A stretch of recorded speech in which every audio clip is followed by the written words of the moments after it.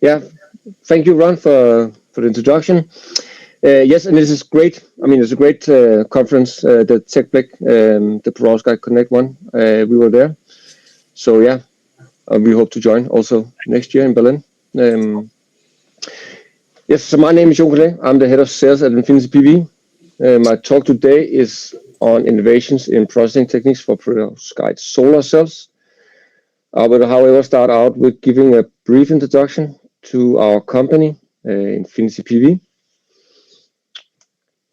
Infinity PV, we are located in Denmark, close to Copenhagen. More or less everything is in Denmark is close to Copenhagen. We are an SME, so a small, medium enterprise. We were founded back in 2014. So that's roughly, it's a little more than 11 years ago now. But we state that we have more than 25 years of photovoltaic science and technology behind us. And that is due to the fact how the company was founded. The company was founded back, on the background, or you say, on Frederick Krebs's old research group. Frederick is now the CEO here at Infinity PV, but then back in 2014, he wanted to create a company.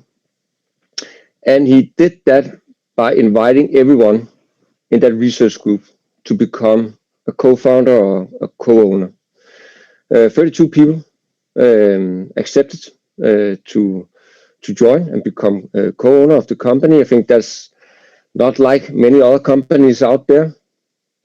But my guess is that was actually a brilliant idea back then. Because in that way, we kind of covered the entire value chain of people.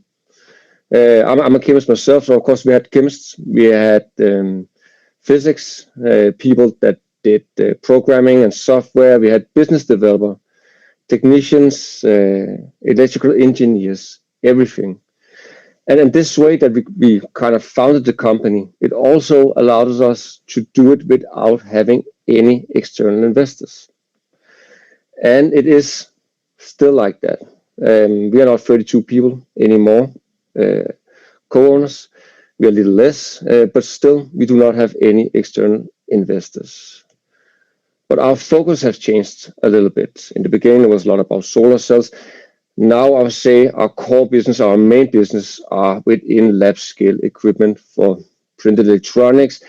I would say every kind of processing of thin films.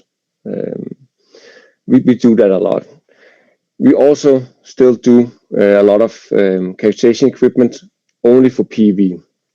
And that's being like SMU systems with maximum power point tracking, LED-based solar simulators. We have LPIC, light beam induced current systems. We also do, not that often anymore, but when we have the time and we really like to do, we have these workshops where we have people coming in and they get hands-on experience on roll-to-roll processing of printed solar cells. It's quite a nice way to meet people, and I think there's a lot of gaining from attending one of these workshops. We also do materials for printed solar cells, and we also do quite a few public projects with the focus on printed solar cells. And then we also do printed solar cells. When I talk about printed solar cells, it's covering everything, all kind of solar cells that you can print, so to say. But we of course also do perovskite solar cells. And perovskite solar cells, they have, the potential to be a disrupted energy technology. There's few super high efficiency. They are lightweight. They are actually quite robust if you treat them the right way. Low impact, low embodied energy. They can be flexible if you, of course, process them on flexible substrate. You have some degree of design freedom.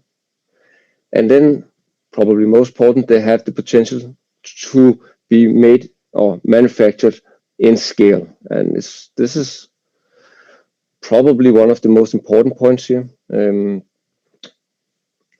If, what you can say, this becomes a business, it has to be in scaled manufacturing. At the moment, most of the high efficient devices are made on small Reddit glass dot.